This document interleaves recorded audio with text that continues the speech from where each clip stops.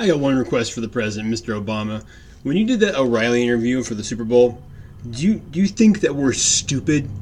I feel insulted watching that interview because the way that you dismiss things and you clearly and blatantly don't answer questions and put things off and just kind of dodge everything with this kind of like, really, that's not even an issue, Bill. What are you talking about? Scandal this, scandal that. That's nothing. See, your channel just blows us up, Fox News. Now, Mr. President, I'm not a fan of Fox News. Half the time they're deceiving us just like everybody else is. But you know what, though? They're not trying to pretend we're blind. And Mr. Oreilly certainly wasn't blind in the interview. Yeah, he played softball with you, and if I had asked you questions, you'd be crying and run home to your mom. But you know what?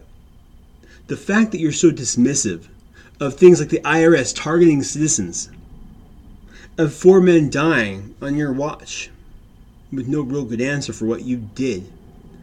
And on top of that, too, there's so many other scandals I could name. The Fast and the Furious, Solyndra. So much of our money that you've wasted. And you're so dismissive of him and his questions.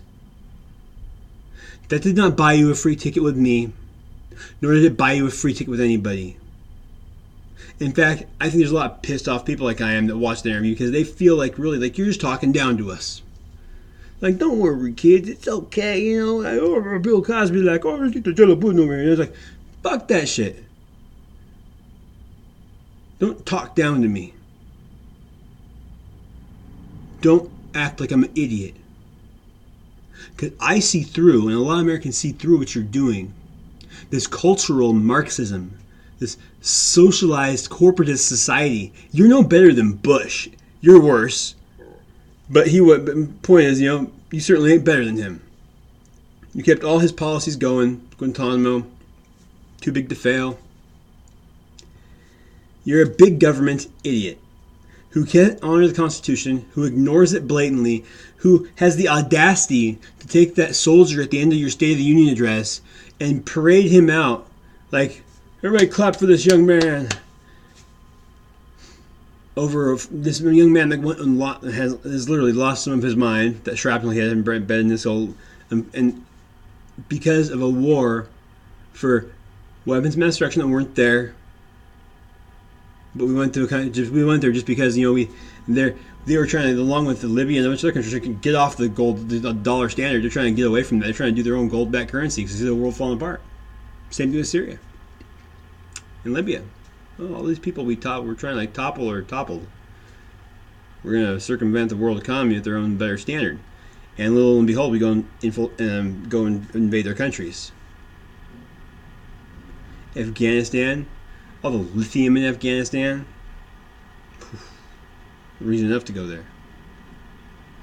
Not only that, just to keep the war machine fed, you know. I mean, look at that war. That's been awesome, hasn't it? We've really been stuck there, mired down in our bull crap for a long time.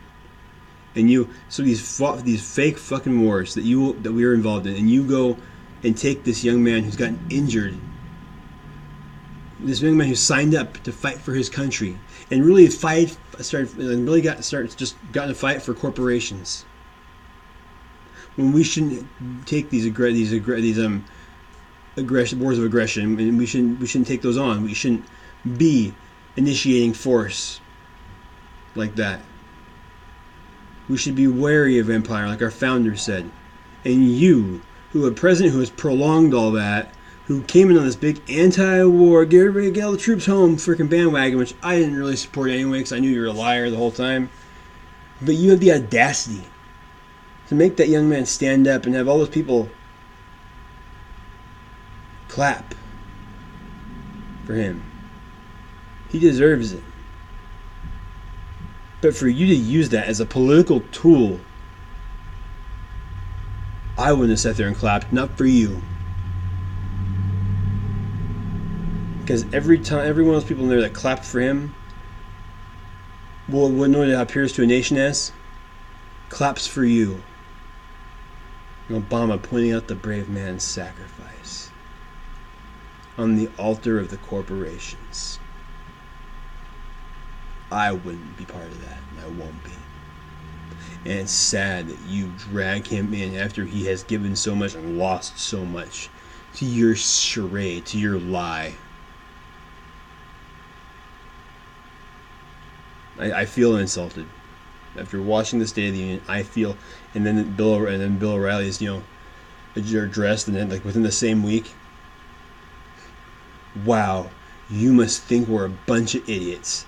And the sad thing is, really, you know what? You might be right about half the country, and it might be just enough for you to win. But you know what? Remember this, Mr. Obama. 1/3 of this nation only supported the Revolutionary War, and only 3% fought in it. And we beat back the British Empire. Yeah, you're doing a smart thing. If you want to win, I'd be taking all the guns too. But you still don't stand a chance. So you think that your ignorant half, your ignorant majority, can beat 45% of the enlightened people of America, the free patriots? You're picking odds that historically in this country have lost. You're picking the side of the idiots, really. Uninformed majority. The low information voter. Mr. President, when we stop giving you money, if you try that, you're not going to have any money to give those poor people that you've purposely kept poor, so they'd be indebted to you and in your service. But when you have nothing left to offer them, they will be like a pack of wolves, and you will be a piece of meat. And I will gladly be there to hand them a pitchfork and a torch when they're ready for it.